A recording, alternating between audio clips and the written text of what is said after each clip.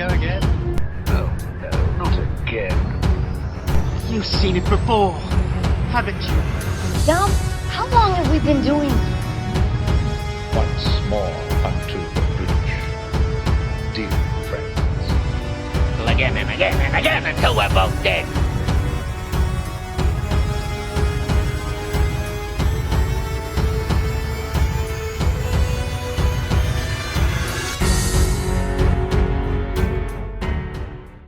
Hello and welcome to You've Seen It Before, movie reviews, connections in mind.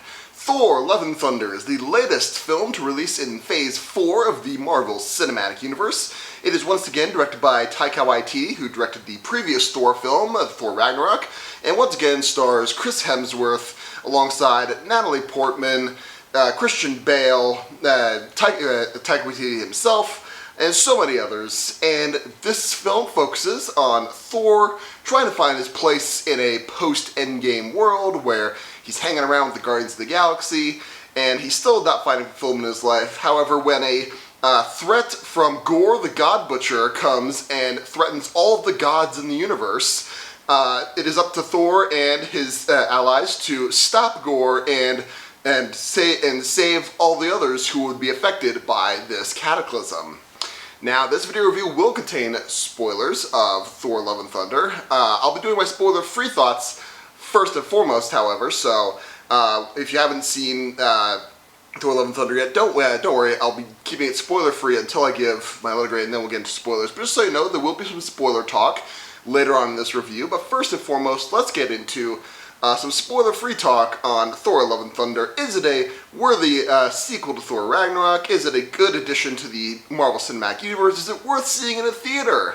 First and most importantly, I would say, just as in most any MCU film at this point, it's always worth going to the theater to see, just to be with the crowd, where we all laugh at the jokes together, we all cringe at the same time, we all tear up at the emotional scenes. No, maybe you do, maybe but at least for the crowd experience is worth seeing. And just like with Thor Ragnarok, this is a gorgeous Thor film to look at, because I mean, the visuals in this movie are, some of them are kind of down to earth, but it's very trippy in a lot of different sequences, and a lot of weird imagery going on, and weird things happen, and you just kind of have to go with it. Very much like what happened with Thor Ragnarok, and from that perspective, it is gorgeous to look at, and it's worth seeing on a big screen, as big as you can at this point. However, it's when the story comes along that I feel like it starts to hold it back a little bit. Now, there's some great things to be done with the story and with the characters as well. Particularly, I think the standouts in this movie are Natalie Portman as Jane Foster, who becomes Mighty Thor, and Christian Bale as Gore the God Butcher, because Natalie Portman, she's been it's been said over and over again in prior films that Jane did not get a lot to do in the previous Thor movies, or really in the MCU altogether, and here she got a ton to do, and she actually has a really great story arc that goes along here. Now, again, not going to go into spoilers here, but if you've read the comics at all, or at least looked up into the comic history of Jane Foster's character, you know that there's some stuff going on with Jane into this. I mean, we know, going into this that Jane and Thor had broken up sometime before Thor Ragnarok, and we get a little backstory into that. How well it works organically, or the gears mesh into how they play into this story in particular, I feel like your mileage might vary on this. For me, I think it worked most of the way, but I think especially near the end, that character dynamic between Thor and Jane, it worked, but it felt a little rushed in my opinion. But that's not a knock on Natalie Portman at all, because she brings her A game to this, and she shows that with the writing, she can do a whole lot with this. And she's, I mean, not just, kicking all kinds of butt with, as Mighty Thor, but she's really charming in this role as well. And I think that's a great strength in this role. And the other one, like I said, was Christian Bale as Gore the God Butcher. It's, he's, as far as villains go, he's kind of riding that line from he's more memorable than Malekith from Thor the Dark World, in my opinion, but not by much. I mean, he plays a very intimidating villain in this scene. I mean, there's one scene in particular where he's talking to a group of kids, and he's like, he goes, full kind of twisted, very twisted at this point. It's like, oh wow, he is not a well character at this point. And you get the bare minimum of character development to show why he does what he does, God butchering and all.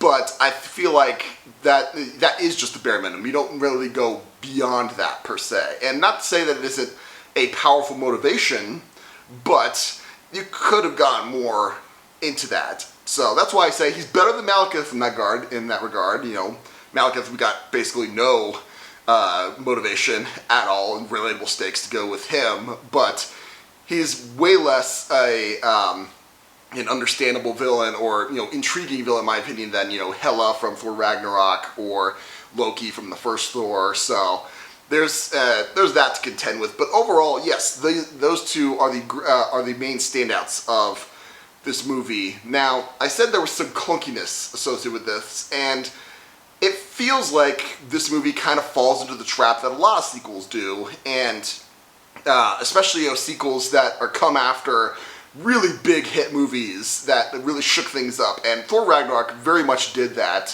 When you brought in Taika Waititi, and there was much ado about this is very much a transition for Thor from being Kenneth Branagh's adaptation of being very Shakespearean kind of Thor to more of a wacky Thor, more in line with hanging around with Guardians of the Galaxy. And he did that very well with Thor Ragnarok. Here, I feel like he kind of buckled under the pressure of trying to capture lightning in a bottle a second time, because man, oh man, there's some times where it seems like he's just kind of throwing things at the wall, trying to see get even a bigger laugh out of you than you did at Thor Ragnarok. And in my mind, that just seems a little desperate in my opinion. And also there's some really weird editing choices because, like I said, the Guardians of the Galaxy are in this movie, but you may have surmised from the trailer that they're not sharing the screen for very long. They're probably in the first 10-ish minutes, and then they kind of bounce off to their own adventure because they're going to get Guardians of the Galaxy 3. They got their own stuff going on. That's fine and all, but really, their whole inclusion in this, it was like, it's so short, and they're just trying to hammer home the point that the Guardians, Thor's kind of overstayed his welcome with staying with the Guardians. They're like, all right, fine, you got your own things to go, boom, we're gone. And it's like they do it in such a rushed way, and it's like, why was this even included at a certain point?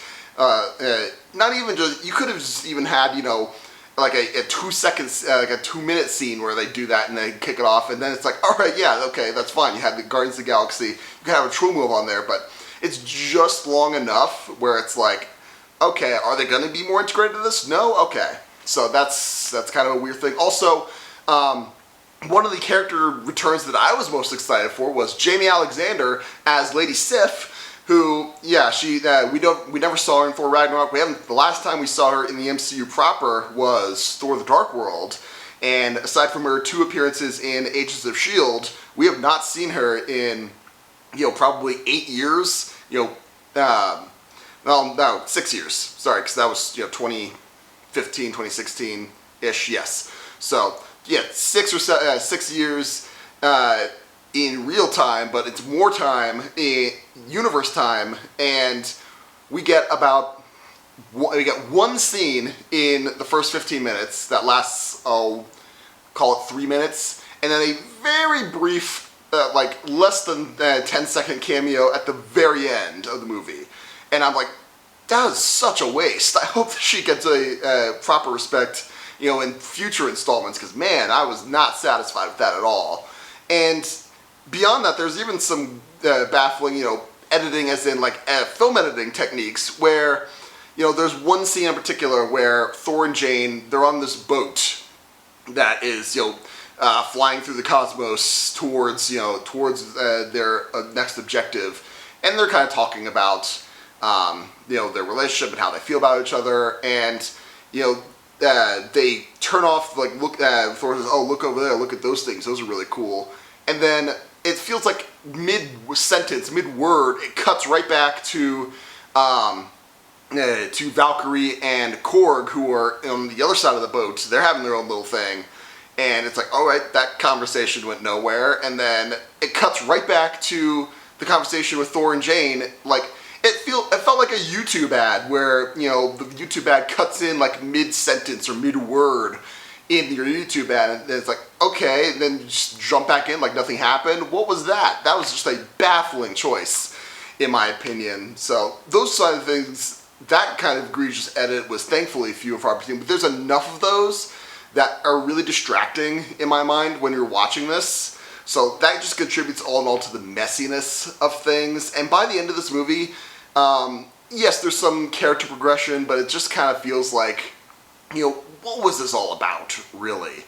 And, you know, your mileage may vary on how well the ending sticks with you, but in my mind, I'm like, okay, that's kind of charming, but overall, I would say this film, with this messiness, does enough to drag down the awesomeness of the visuals. Like, some of the action scenes in this, I mean, there's one action scene in particular with when Thor and his party are fighting like these guards in the wherever the gods hang out in this city, and that scene is amazing. Don't get me wrong, but yeah, there's just so much messiness in this that really drags down those moments of awesomeness. So, if I was going to give Thor: Love and Thunder a letter grade, I mean, just because of that messiness dragging things down enough, I would say this is a B- movie, unfortunately. And again, this is, I hate to say this, but there's certain elements, like, when you're trying to recapture lightning in a bottle, again, you're gonna get burned pretty much every single time. Like, for every one sequel that manages to recapture that lightning, dozens or even hundreds of others manage to fail in the same, even more spectacularly. So that's why I give this a B-. It pulls it off just a bit, but overall, yeah, this kind of missed the mark on that thing. They should not have tried to go down recapturing that lightning, in my opinion. But like I said, your mileage may vary. The messiness that I described might not affect you the same way it did me. But those are my main spoiler-free thoughts on Thor: Love and Thunder. Now let's get into some spoiler talk as to certain plot developments and character arcs that may seem familiar to you and where you may have seen them before. Now, like I alluded to, you know, with Jane being true to her comics roots, she's suffering from cancer, and her getting Mjolnir and becoming the mighty Thor heals her for a little bit, but then, you know, that it's revealed that using the powers of Mjolnir and becoming mighty Thor is sapping her mortal strength and actually killing her quicker to a certain extent. And that just reminded me a lot of, you know, Tony Stark's arc in Iron Man 2, where, you know, the arc reactor was his salvation to his you know, shrapnel in the chest sort of thing a little bit, but then, you know, using the Iron Man suit is accelerating this, you know, blood poisoning that's going on, and, you know, he's trying to figure out a way to get around that. So there's that. The one thing that just kind of blew my mind when I realized this is, you know, the whole storyline with the kids, you know, getting kidnapped from New Asgard. At first it made me think of, you know, Indiana Jones and the Temple of Doom, where, you know, they took the kids and they put them in a cage or something. I thought that's kind of what they were going to start, you know, going down that route, especially, you know, with Gore the God Butcher. He's an intimidating, you know, twisted villain. He could go down that route. But no. Instead, what it ended up becoming by the end of the movie, I mean, again, I kid you not, this is how this was a shock to me when I realized this was, the whole Gore the God Butcher, his whole plan is practically lifted from Star Trek V, The Final Frontier. Because think about it, you got villains who take hostages in order to lure the hero into a trap.